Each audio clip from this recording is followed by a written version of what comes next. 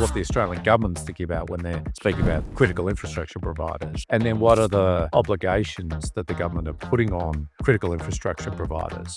Critical infrastructure, I think, was vulnerable. We needed to do something about it, and the government did act. One of the things we've seen is new legislation or regulation with the SOCI Act, Security of Critical Infrastructure, which is an interesting thing because that came out in 2018, a while ago. What the SOCI Act includes, just some highlights of mine. Personal favourites would be having a risk management framework for critical infrastructure. I'm a big fan of that kind of requirement because it is very risk-based.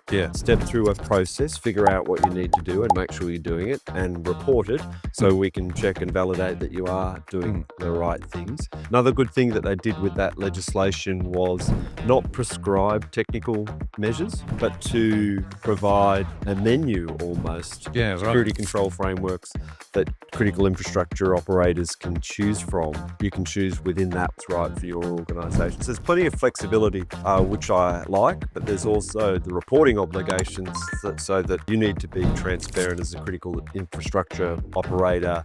One thing I think has happened is that there might have been initial attempts to manage that internally, rolled out rapidly, and now they're revisiting that. They're getting more audits potentially, more questions being asked over time after initial implementation that are driving a reconsideration of initial approaches, looking at tools and processes that are more mature and going to help them manage risk, minimise incidents that might occur, but also to make the reporting that they need to do to government easier. Why are people acting now? What is the thing that's now pushing that? There's probably two challenges that critical infrastructure operators are running into. The first one is tying yourself in knots, working in a spreadsheet, recording risks, recording assets, trying to maintain the relationship between them all, and then controls and which controls in place for which asset. It can get a bit messy at that degree of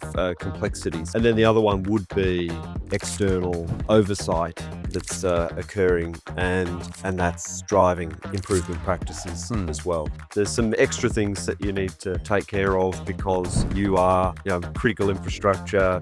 We're dependent on you as a nation to perform. There's also some legislation in there that allows the government to step in because it's going to have a national implication.